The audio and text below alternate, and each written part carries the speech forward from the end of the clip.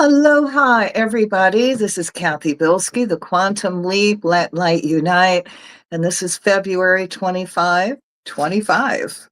Today, we are going to do some chatting and talk about angels and how we can communicate with them. And before I start, I need to, change my Facebook page really quick.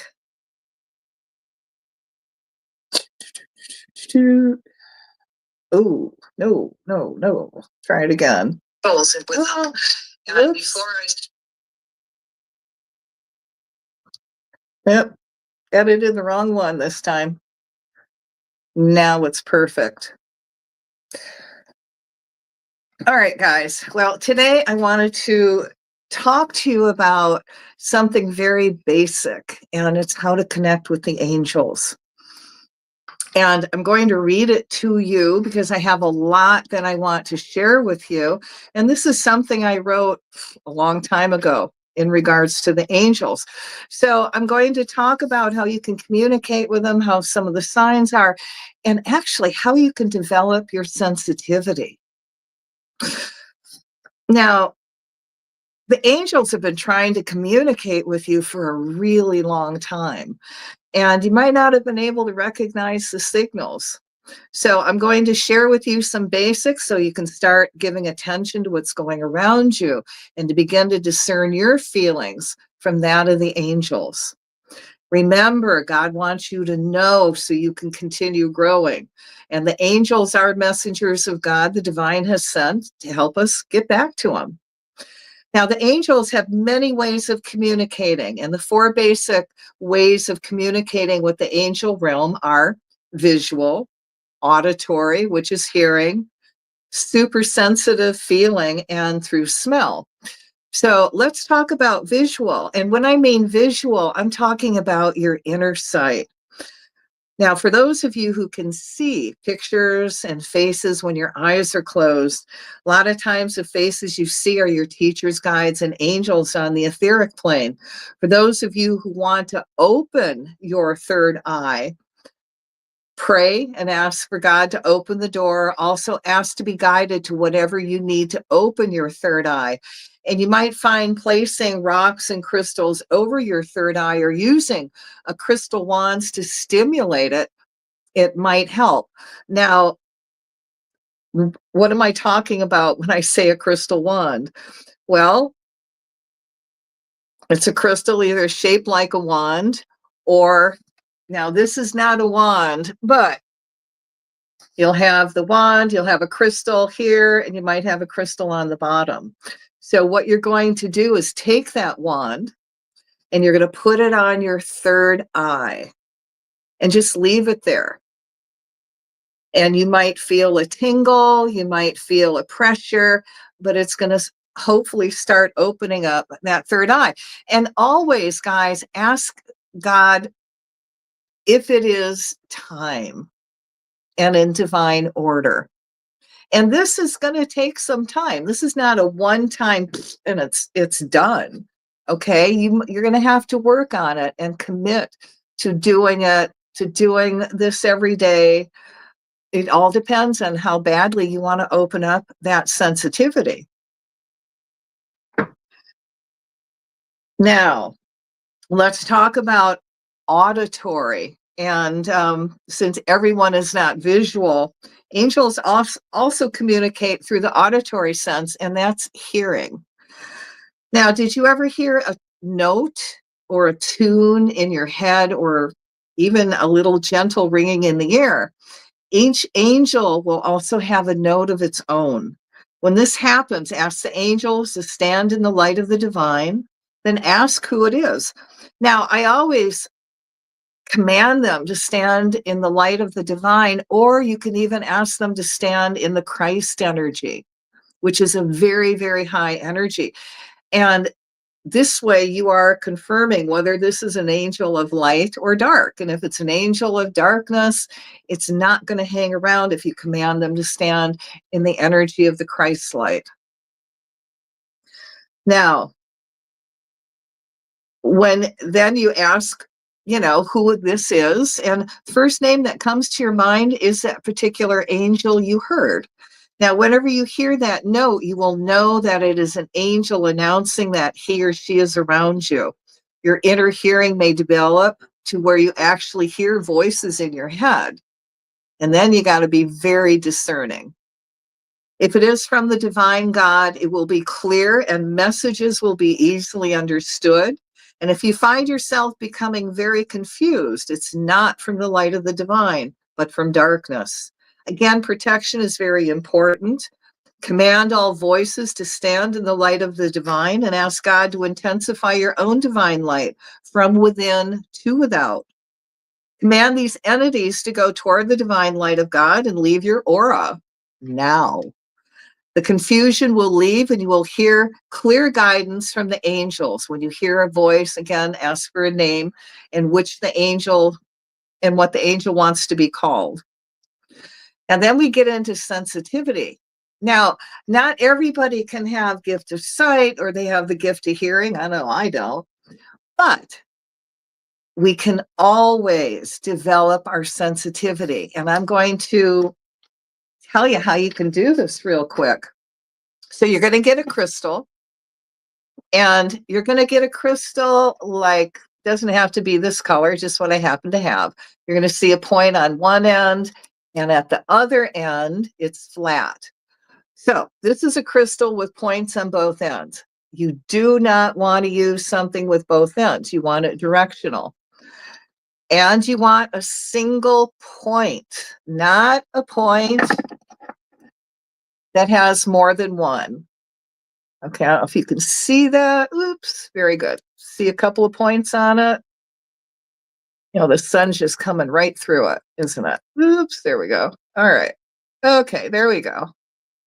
All right, so you want to take a single point, and what you're going to do is you're going to put it in your hand, and because this is backward, you're going to have the point directed at you.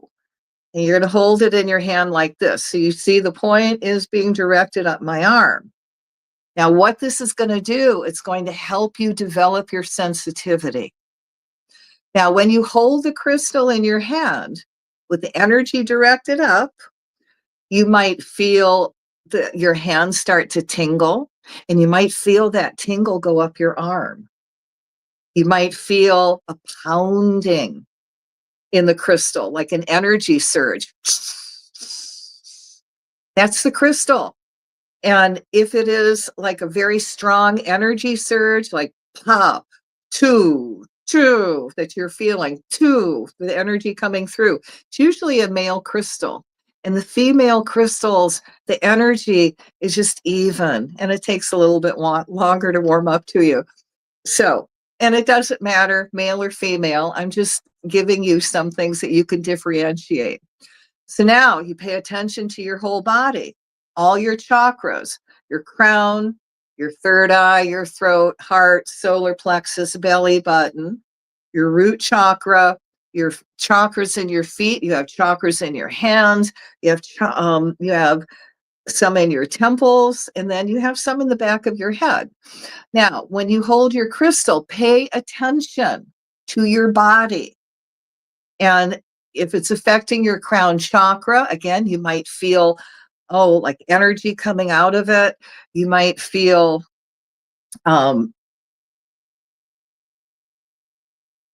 it just open up like an energy surge, like a buildup of pressure. And then pay attention to your chakras, because this is where this crystal is working on in your body. Now, you can also, for what I did, because I really wanted to develop my sensitivity, because I didn't have a choice.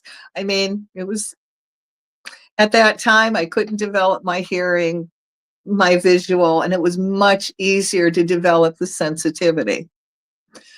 So I would walk around with a crystal in my hand for about a month. And you know what? You can even hold the crystal while you drive the car, because you're paying attention outwardly and you can still feel how this crystal's affecting you inwardly without affecting your driving. So I did this for about a month. And then what I would do after that is I would pick up another kind of stone and hold it for a couple of days. And where did it affect my body? What was it opening up? You can develop your sensitivity to the point that you could pick up a pine cone and you can feel the energy go up the pine cone. Yeah, it's very simple. It just takes effort on your part. Now, when you do this enough, what can happen is you will also develop your psychic ability. And, I didn't wake up one day and go, wow, look what I can do. I can do psychic readings, energy readings. I can feel. No, I had to develop this. And then when I was awakening spiritually, I had a spiritual partner that we would get together at the end of the day, and we literally would put objects in our hands and go, okay, give me a reading. And, it's really nice because we're giving each other a way to develop our readings, our abilities. Now, I'm at the point where I can pick up something, an article from anyone, and start picking up their energy, but I do not do that unless they give me permission. I have developed my sensitivity to the point where I know, and when you develop your feelings, you know what is your energy, what your body feels like. And when you're picking up someone else's energy, you know it's not yours. And that way you can release it and let it go. And this is part of service. Now, when people do energy healings through me, they'll notice that I burp up a lot. Well, I'm burping up your stuck energy. And truthfully, it's better than farting and throwing up, right? At least for me. Um, and in its service, I'm releasing energy that they cannot release themselves. And it's not like I'm doing it on purpose. It's just service. It just comes through me and I burp it out.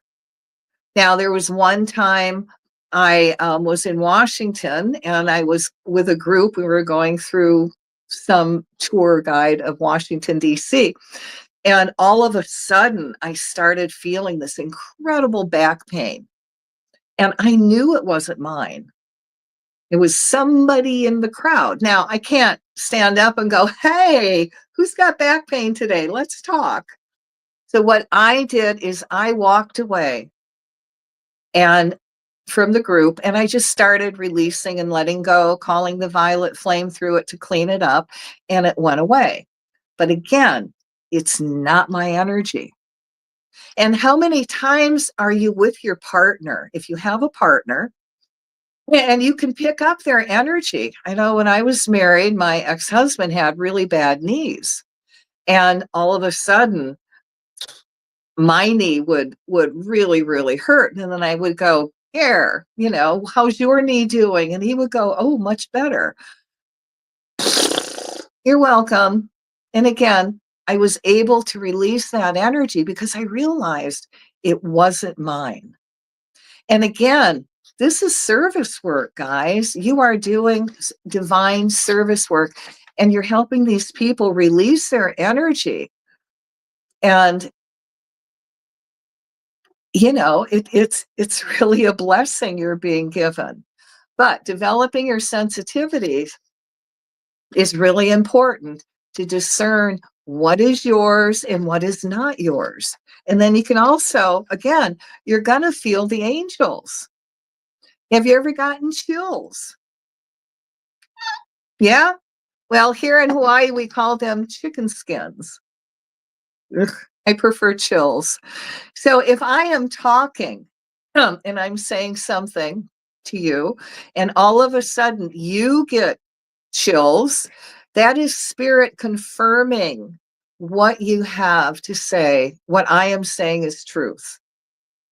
Now, when I am speaking or giving a reading and I get chills, I know spirit is giving me the signal that I'm speaking truth and to keep going. Now, there are also other signals from the angels that maybe now you can recognize.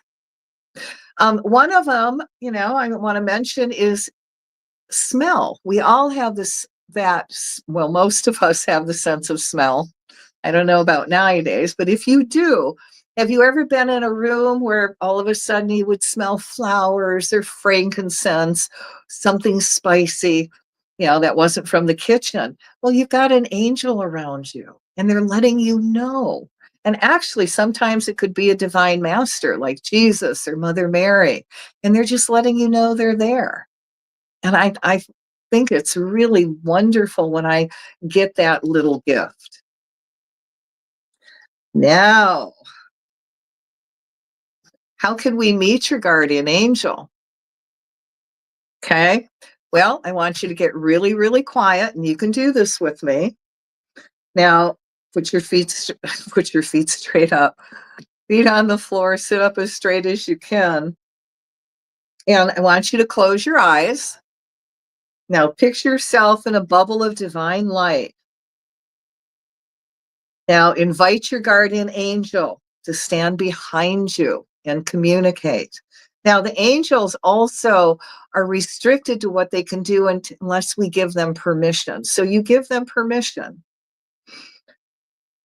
Now, for those of you that are visual, you might see a face. Those who are auditory might hear a note, a tune, or a voice. And those who are super sensitive will feel that goosebumps and the chills. And while others might smell a fragrance. So now, after your guardian angel has established contact, ask for a name. Yeah, it's that simple. And the first name that comes to your mind is your guardian angel. Now, ask if she has a special way that she wants to communicate with you. Then get very quiet and pay your attention to your entire body. You may feel a tingling sensation like someone is lightly touching your face. Now, a lot of times, this could be your angel, and you've got to ask. But to me, when the mother energy is around, like Mother Mary or Kuan Yin, they will touch my face and let me know. And these are some of the ways the angels communicate with me that maybe they're trying to communicate with you and you're just not recognizing. Now, have you ever gotten a tickle on your nose? And, sometimes you just start doing this, right? Well, you've got a little angel joy guide, and they have an invisible feather, and they're tickling your nose because they want you to be happier in that moment. All right? Now, if you don't get the nose tickle, sometimes they will tickle the bottom of your feet. They got a sense of humor. But they want you to raise the energy. Now, when I am going into something that might be dangerous or something negative is coming my way, I will have an angel, they will put a heavy hand on my shoulder. Okay. And then I know something is not growing right. And then I have to play 20 questions. Okay. Is it this? Is it this? It could be I'm going to I was going to an appointment and they may not have been there. Okay. So I get there, they're not there. And all I could say is to the angels is, oh, this is what you were talking about. And then I don't get mad or angry because now we're connecting. Or the one time, again, I was working in Detroit and I was going to go to the right. I was at the stop sign. I was going to turn to the right and go. At that time, we're talking 30 years ago, maybe more, going to McDonald's to get a lunch. And then something told me no. I got this really bad feeling. And actually, I was kind of here, spirit was going, just go to the left, go to your next appointment. Now I'm driving to my next appointment and I'm talking to the angels and I'm going, now, come on, they're not going to be there. Why are you having me go in this direction? Well, needless to say, I got there, they weren't there. So I went back. And you know what happened to that McDonald's while I was not there? Somebody came in with a gun and was shooting people. Yeah. So you got to listen to your inner voice and you got to listen to your gut. You know, some people just get this awful feeling in their gut. Well, pay attention. These are ways spirits of just trying to let you know that there's danger, something is not going to go right. And again, you know, I feel like Helen Keller, if you know who she was. It's like, Helen isn't getting this because I can't see the angels. And for me, I can't hear them. I can sense them. But I'm like Helen Keller, you know, you got to give me a little bit of a hint. So then I'll ask questions when I get my chills. Boom, that's it.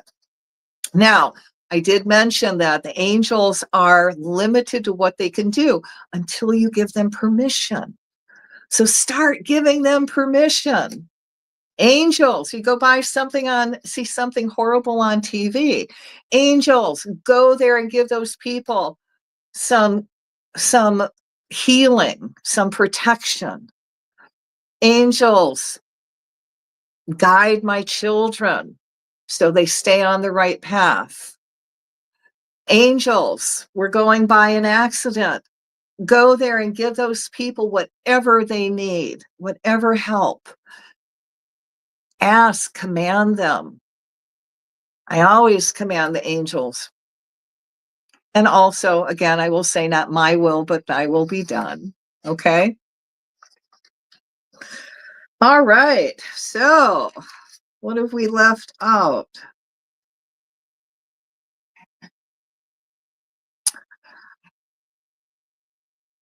All right. Well, I'm going to talk really quick. You know, the angels do want to work closer with people on the earth plane, but according to universal law, like I said, they're limited to what they can do. And universal law is truth and God's rules that apply to everyone on earth and to other beings existing in other worlds, planets, and planes. One of the better known laws is the law of karma. What goes around comes around. You get back what you put out. Another law is the law of attraction. You draw to you that which you are. Are you happy with the people you surround yourself with? Happy draws happy. Negative draws negative. And if you want to change your attitude. The more positive you are, the more positive people and situations will come your way. Another universal law that applies to the angelic kingdom, again, is that angels cannot interfere with mankind unless mankind invites. Ask for, praise for their assistance. The more we ask the angels for help, the more help they can give. And following, I'm going to give you some suggestions to ask the angels to help with. Hostage releases, extra protection for children, finding choice parking spots. Have you ever done that? Ask your angel to give you a parking spot where you're going, maybe downtown, and you want it right in front of the building, and you get it. And I hope you say thank you to them. Um, Breaking up fights. Oh my God. I love angels for breaking up fights, and I have done this. So you see two guys in the middle of the street, and they are just angry, and they're yelling at each other. And you know, if it keeps going on, it's going to develop into a fist fight.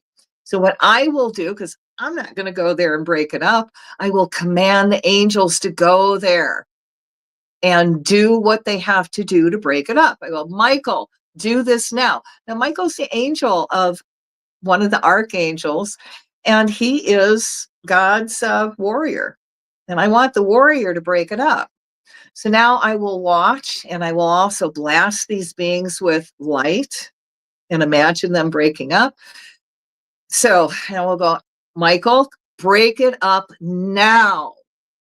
And it's important to say now because you mean now. You don't mean 5 minutes from now. You don't mean 10 minutes from now. You mean now. And as I'm saying that, the next thing I know, these guys, you know, they're like this, right? Okay, they're like this, standing very close. And the next thing I know, they're parted a little bit more and a little bit more. Then all of a sudden, they both go their own ways. Thank you, angels. Awesome. And you're not accruing any karma and you just broke up a fight. You want inspiration and guidance. That's a wonderful one to work with the angels. Confirmation of choices, extra healing.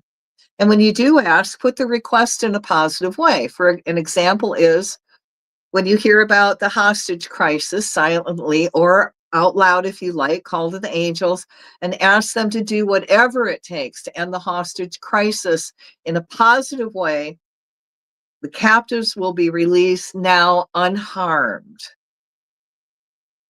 Now, these are just a couple examples of how you can work with the angels, and don't be afraid to ask. Okay. They're there to help us. And it's like a partnership. Their help where they can't do things on the earth plane that we can do, that they cannot do. Now, if you are going through some situations and you are so overwhelmed with your life, and trust me, I have been there many times. I have been on my knees, I have been in tears, and I would say, God, if you don't give me a plateau, I am not going to make it. And the next thing I know, the angels are listening and my life eases up because they know if they keep me going and learning at the pace I was at, it's not going to be beneficial for me if I break down. And so, if you are, the angels are putting you through tests, and we are all going to go through tests. And again, if it gets overwhelming, you can ask them to back it off a little bit. Okay. And they will. They have no idea because they're in the angelic realm, in the etheric, what we as humans can take. And so, they can get a little overboard with what they send us. And it's really okay to ask for a plateau, to be cool on, to allow everything to integrate, and then you can move forward. Well, guys, I hope this has helped you on how to communicate with the angels in all the different ways, and actually even how to develop your sensitivity. Oh, my dog, she loves me. And on that note, I'm also going to tell you, this is a book I wrote, the Book of Spiritual Basics. I give it away for free.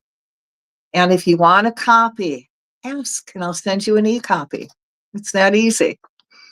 I consider this part of my divine service. And I was raised, yeah, I know, I'm old, that you don't charge for your spiritual gifts. Your spiritual teaching should be basically for free. You can take donations, but you're doing this as service work. And I wrote the book as a service on how to help people evolve and figure out what the basics are. And guys, all I'm doing is helping you remember what you've forgotten. All right. On that note, we will see you again, and aloha.